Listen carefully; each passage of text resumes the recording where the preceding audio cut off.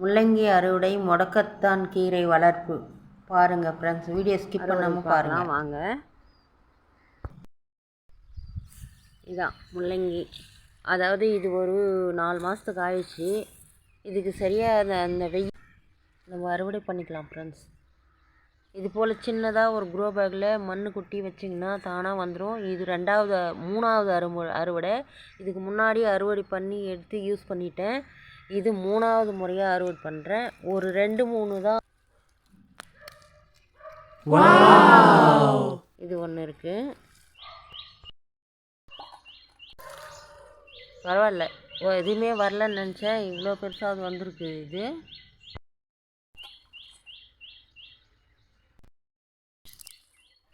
இதுதான் இது ஒரு 2 இது சரியாக வரலை.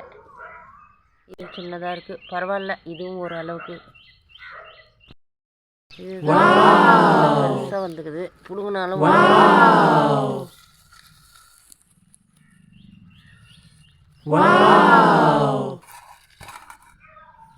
இன்னைக்கு நமக்கு தேவைக்கு கிடைச்சிடுச்சு முள்ளங்கி. இன்றைக்கி முள்ளங்கி அறுவடையே பண்ணிட்டோம். சூப்பராக நமக்கு ஒரு சின்ன குடும்பத்துக்கு தேவையாக யூஸு சரியாக போயிடும்.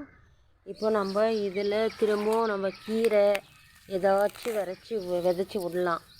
இதில் நான் இந்த முடக்கத்தான் கீரை, இதை பாருங்கள், முடக்கத்தான் கீரை இது நிறைய இடத்துல எனக்கு தேவையான ஊறுகாய் பண்ணுறதுக்காக நிறைய இடத்துல போய் பார்த்தேன். அந்த வேலிங்கிலேருந்து 1-2 பறித்தேன்.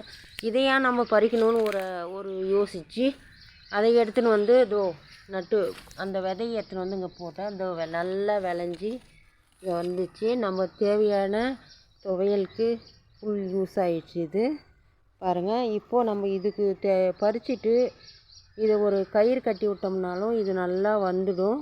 கயிறு கட்டியோ கட்டி விட்டுட்டோம்னா வந்துடும். இதோட பூவெல்லாம் அப்புறமா காய் பாருங்க, முத்தின காய். இப்போது இதில் விதை. ஹாய் ஃப்ரெண்ட்ஸ், வீடியோ பிடிச்சா லைக் பண்ணுங்கள், ஷேர் பண்ணுங்கள், சப்ஸ்கிரைப் பண்ணுங்கள். ஃப்ரெண்ட்ஸ் அண்ட் ஃபேமிலிக்கு